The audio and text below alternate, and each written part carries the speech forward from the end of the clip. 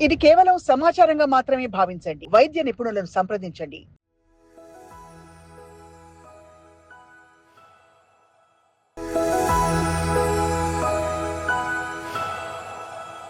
బియ్యం కూడా మనం తినే అన్నం దంపుడు బియ్యం తినాలి.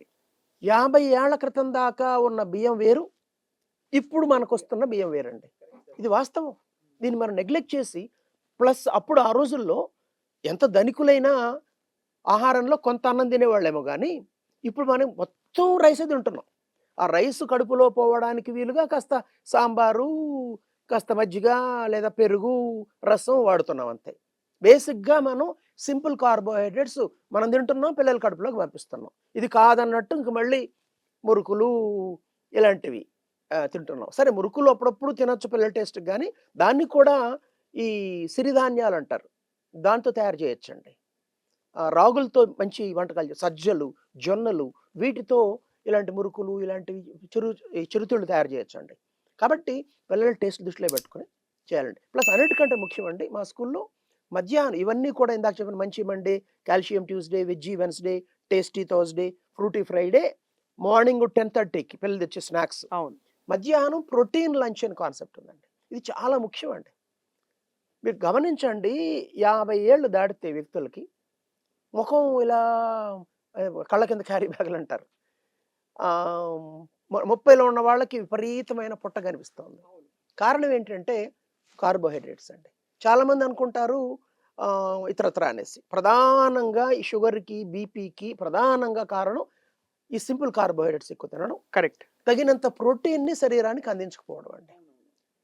తిండి ఉంటే కండగలదోయ్ కండగలవాడు మనిషి అన్నాడు. అంతేగాని పొట్ట ఉంటే మనిషి ఫ్యాట్ గలవాడే అని అనలేదండి. కండ అంటే మజిల్. మజిల్, బోన్ అండి. శరీరంలో కావాల్సింది 2 అండి. కాల్షియం ఉండాలి, ప్రోటీన్ ఉండాలి. కొద్దిగా వాళ్ళ వయసు పిల్లలు ఆడించాలి. పిల్లలు ఆడాలి. పెద్దవాళ్ళు కాస్త నడక, యోగా, వ్యాయామం వాళ్ళ దీన్ని బట్టి బడ్జెట్ బట్టి చేసుకోవాలి. ఇవన్నీ కూడా ఫండమెంటల్ రూల్స్ అండి. ఒకప్పుడు వేరు పరిస్థితి వేరు. ఇప్పుడు మరింతగా జాగ్రత్త పడాల్సిన టైం ఎడ్ల ఇది. బండి కట్టుకుని వెళ్ళేవాళ్ళు. నడిచేవాళ్ళు. ప్రతిరోజు ప్రతి మనిషి ఎంతో కొంత శారీరక కష్టం చేసేవాళ్ళు ఒక 40, 50 ఏళ్ల క్రితం దాకా. ఇప్పుడు అవసరం లేకుండా పోయింది. కానీ శరీరానికి అవసరం ఉంది. కాబట్టి శరీరానికి ఏదో పని పెట్టాలి. మనం ఆఫీస్‌లో కూర్చొని చేసే పని బ్రెయిన్‌కి సంబంధించింది. అది పెద్ద ఫిజికల్‌గా మనకి ఫిజికల్‌గా మనకి శరీరానికి ఇవ్వడం లేదు. కాబట్టి ఖచ్చితంగా ఇలాంటి మోడర్న్ ఆక్యుపేషన్స్‌లో ఉన్నవాళ్ళు, కాయకష్టం చేయని వాళ్ళు తప్పనిసరిగా ఎంతో కొంత వ్యాయామం చేయాలి. పిల్లలకి అది స్ఫూర్తిదాయకం అవుతుంది. పిల్లల్ని ఆడుకోనిస్తే చాలు. పిల్లలు నింపాదిగా నడవరు చూడండి. మనం నడుస్తుపోతుంటే వాళ్ళు ఎగురుతూ ఇట్లా అటుపోతారు. అంటే వాళ్ళ నడకే ఒక విధంగా వ్యాయామం వాళ్ళకి. ప్లేస్ ఉందనుకోండి కాస్త ఎగురుతారు, కాస్త దూకుతారు. ఇవన్నీ కూడా ఆడుకోనించాలండి పిల్లల్ని.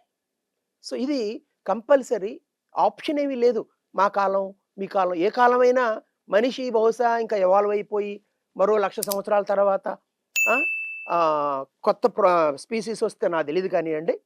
రైట్. అప్పటిదాకా ఓ 20 ఏళ్ళో, 30 ఏళ్ళో, 50 ఏళ్ళో మారినంత మాత్రాన ఈ కాలం పిల్లలు, ఏ కాలం పిల్లలు? వాళ్ళకున్నది అన్ని క్రోమోజోములు. వాళ్ళ పేరు కూడా వాళ్ళ స్పీసీస్ పేరు కూడా homo sapiens. Sapiens body structure ఇవన్నీ కూడా మైక్రో ఎవల్యూషన్‌లో భాగంగా ప్రకృతి సెట్ చేసిందండి మన బాడీని.